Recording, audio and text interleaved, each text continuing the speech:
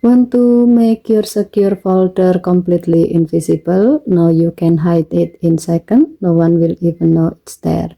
With Android 16 and One UI 8.0, Samsung give you more control over your privacy. You can now hide also your secure folder directly from the quick settings panel.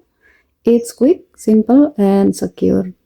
To do so, swipe down from the top right corner of the screen to open up the quick settings panel. Then swipe down again to explore all the options available. Find and toggle off the secure folder icon. A pop-up will appear explaining that the secure folder icon will disappear. App inside it will stop working. You won't get notification from them and they won't show up in setting or when sharing files. Tap hide to confirm. To make it visible again, swipe down again.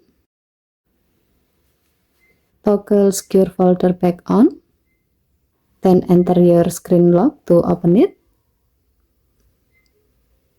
And that's it. Your secure folder is now safely hidden until you need it again.